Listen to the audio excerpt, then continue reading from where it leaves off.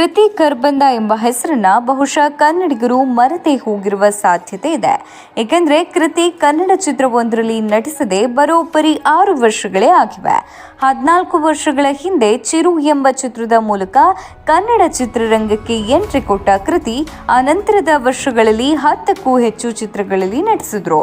ಕನ್ನಡವಲ್ಲದೆ ಹಿಂದಿ ಮತ್ತು ತೆಲುಗು ಚಿತ್ರಗಳಲ್ಲೂ ನಟಿಸ್ತಾ ಇದ್ದ ಕೃತಿ ಒಂದು ಹಂತದಲ್ಲಿ ಹಿಂದಿಯಲ್ಲಿ ಬ್ಯುಸಿಯಾದ್ರು. ರಾಜ್ ರೀಬೂಟ್ ಎಂಬ ಹಿಂದಿಯ ಹಾರರ್ ಚಿತ್ರದ ಮೂಲಕ ಹಿಂದಿ ಚಿತ್ರರಂಗ ಪ್ರವೇಶಿಸಿದ ಅವರು ಬಾಲಿವುಡ್ನಲ್ಲೇ ಕೆರಿಯರ್ ಕಟ್ಟಿಕೊಂಡ್ರು. ಮುಂಬೈನಲ್ಲೇ ಮನೆ ಮಾಡುವುದರ ಜೊತೆಗೆ ಬಾಲಿವುಡ್ ನಟ ಪುಲ್ಕಿತ್ ಸಾಮ್ರಾಟ್ ಅವರನ್ನ ಲವ್ ಮಾಡಿದ್ರು. ಕೃತಿ ಮತ್ತು ಪುಲ್ಕಿತ್ ನಡುವಿನ ಪ್ರೀತಿಗೆ 6 ವರ್ಷ ವಯಸ್ಸು. 2018ರಲ್ಲಿ ಬಿಡುಗಡೆಯಾದ ವೀರೇಕಿ ವೆಡ್ಡಿಂಗ್ ಎಂಬ ಚಿತ್ರದಲ್ಲಿ ಪುಲ್ಕಿತ್ ಮತ್ತು ಕೃತಿ ನಾಯಕ ನಾಯಕಿಯಾಗಿ ನಟಿಸಿದ್ರು. ಆ ಚಿತ್ರದಲ್ಲಿ ನಟಿಸುವ ಸಂದರ್ಭದಲ್ಲಿ ಅವರ ನಡುವೆ ಪ್ರೀತಿ ಟಿಸಿಲೊಡೆದಿತ್ತು. ಆದರೆ ಈ ವಿಷಯವನ್ನ ಅವರಿಬ್ರು ತಕ್ಷಣ ಬಹಿರಂಗ ಮಾಡಲಿಲ್ಲ. ಇಬ್ರು ಒಂದಿಷ್ಟು ಜೊತೆಗೆ ಓಡಾಡಿ ಸಮಯ ಕಳೆದ ನಂತರ 2019ರಲ್ಲಿ ಇಬ್ಬರು ಪ್ರೀತಿಸ್ತಾ ಇರುವ ವಿಷಯವನ್ನ ಬಹಿರಂಗಪಡಿಸಿದ್ರು.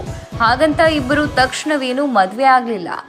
ಒಂದಿಷ್ಟು ಸಮಯ ಕಳೆಯುವುದರ ಜೊತೆಗೆ ಒಬ್ಬರನ್ನೊಬ್ರು ಅರ್ಥ ಮಾಡಿಕೊಂಡ್ರು. ಇಷ್ಟು ದಿನ ಎಲ್ಲ ಕಡೆ ಕೈ ಹಿಡಿದು ಓಡಾಡ್ತಾ ಇದ್ದ ಕೃತಿ ಮತ್ತು ಪುಲ್ಕಿತ್ ಇಂದು ಕೊನೆಗೂ ದೆಹಲಿಯಲ್ಲಿ ಮದುವೆ ಆಗಿದ್ದಾರೆ. ಈ ಮದುವೆಯಲ್ಲಿ ಬಾಲಿವುಡ್ನ ಹಲವು ಸೆಲೆಬ್ರಿಟಿಗಳು ಭಾಗಿಯಾಗಿದ್ದಾರೆ ಎಂದು ಹೇಳಲಾಗ್ತಾ ಇದೆ. ಸದ್ಯಕ್ಕೆ ಮದುವೆ ಫೋಟೋಗಳನ್ನ ಕೃತಿ ಮತ್ತು ಪುಲ್ಕಿತ್ ರಹಸ್ಯವಾಗಿ ಇಟ್ಟಿದ್ದು ಇನ್ನಷ್ಟೇ ಬಿಡುಗಡೆ ಮಾಡಬೇಕಿದೆ.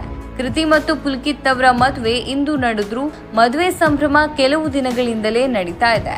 ಮೆಹಂದಿ, ಹಳದಿ, ಸಂಗೀತ್ ಎಂದು ಎರಡೂ ಕುಟುಂಬದವರು ಬಹಳ ಸಂಭ್ರಮದಲ್ಲಿದ್ದಾರೆ.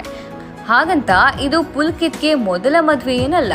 10 ವರ್ಷಗಳ ಹಿಂದೆಯೇ ಅವರಿಗೆ ಶ್ವೇತಾ ರೋಹಿರಾ ಎಂಬ ನಟಿ ಕಮ್ ಮಾಡೆಲ್ ಜೊತೆಗೆ ಮದುವೆ ಆಗಿತ್ತು. ಆದರೆ ಒಂದೇ ವರ್ಷದಲ್ಲಿ ಇಬ್ರು ದೂರ ಆಗಿದ್ರು. ಈಗ ಪುಲ್ಕಿತ್ ಮತ್ತು ಕೃತಿ ಮದುವೆ ಆಗಿದ್ದಾರೆ. ಈ ಜೋಡಿಗೆ ಇದ್ದಲಿಂದಲೇ ಹ್ಯಾಪಿ ಮ್ಯಾರಿಡ್ ಲೈಫ್ ಎಂದು ಹಾರೈಸುತ್ತೀರಲ್ಲವೇ?